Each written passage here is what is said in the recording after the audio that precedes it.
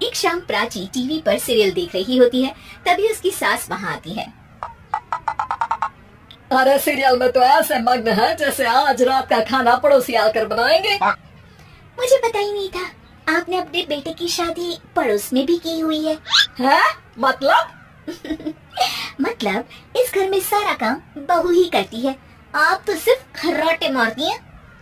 अच्छा जी, फिलहाल तो तुम आराम फरमा रही हो, चलो जाओ, ये मेरे टीवी देखने का समय है।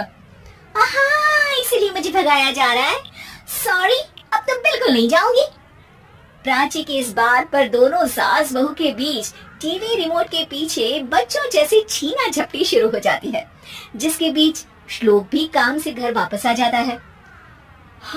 आज मेरी चूहे बिल्ली की जोड़ी किस बात पर झगड़ रही है?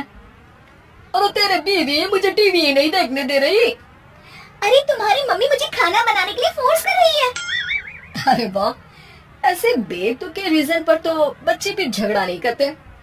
अरे मुझे कुछ मत बोल, सब इसने ही शुरू किया है। हाँ हाँ, जैसे आप तो बहुत दूध की धूली है ना। अरे बस दोनों चुप। प्राची जाओ, खाने की तैयारी करो। और माँ तुम छोड़ो, तुम्हें क्या बोलूं, शांति से अपना सीरियल देखो, मुझे दोबारा लड़ने की आवाज सुनाई नहीं देनी चाहिए। ऐसा बोलकर श्लोक वहाँ से चला जाता है, जिसके पीछे पीछे प्राची भी कुछ न कुछ बड़बड़ाते हुए रसोई में चली जाती है। हाँ हाँ, सासू जी को तो कुछ बोलेंगे ही नहीं, बस मुझ पर ही हुक्म चलता है, खाना बनाओ, जैसे मैं इनके घर में खाना बनाने के लिए आई हूँ। इसी तरह शाम बीतती है और रात को श्लोक और प्राची की सास खाना खाकर सोने चले जाते हैं, लेकिन प्राची गुस्से में कुछ खाए बिना काम में ही लगी रहती है। इस घर में किसी को घंटा फिक्र नहीं पड़ता, मैं खाऊं या भूखी रहूं। प्राची कुछ देर के लिए रसोई से बाहर जाती है और जैसे ही वापस आती है तो वहाँ दूध का भरा ग्लास देखकर हैरान रह जाती है। फिक्र पूरी है, बस दिखाना नहीं है। प्राची दूध पीकर सोने चली जाती है और अगली सुबह एक बार फिर सास बहू का कार्टून नेटवर्क स्टार्ट हो जाता है। ये तुमने ही किया है। अरे अजीब जबरदस्ती है, मैं बोल रही हूँ मैंने कुछ नहीं किया। दोनों ने मिलकर पूरे घर को पागल खाना बनाया हुआ है। यहाँ कोई नॉर्मल इंसान तो रह ही नहीं सकता, इसीलिए अब पड़ोसी क्या रिश्तेदार भी घर आने से कतराते हैं। अरे सुन बेटे, तू भी चंगा, तेरी माँ भी चंगी, तेरी बीवी भी चंगी, रिश्तेदार। हाँ जी, आपको नहीं पता क्या, गंगाधर ही शक्तिमान है, रिश्तेदार ही। हाँ हाँ, बस समझ गया। कभी जानवरों जैसे लड़ेंगी तो कभी जुगलबंदी करेंगी। भाई मैं आप दोनों के बीच में नहीं फंसना चाहता। सास बहू की इस मनमौजी जोड़ी से परेशान होकर श्लोक अपना सिर खुजलाता वहाँ से चला जाता है। चलो अब मैं भी कीर्तन में जा रही हूँ। इस पर जैसे ही सास कमरे में अपना पर्स लेने जाती है तो वहाँ नाश्ते की प्लेट रखी देख मुस्कुराने लगती है और नाश्ता करके घर से बाहर निकलते हुए कुछ पैसे टेबल पर रख जाती है, जिसके कुछ देर बाद सिलेंडर वाला घर आता है। ओ मुरी मैया, मैं सिलेंडर के बारे में तो बिल्कुल भूल ही गई थी। घर खर्च के सारे पैसे भी मम्मी के पास है और श्लोक से बोला तो उल्टा 4 बात सुनाएंगे। प्राची ये सोच ही रही होती है कि अचानक उसका चेहरा चमक उठता है और वो घर में आकर इधर उधर देखने लगती है।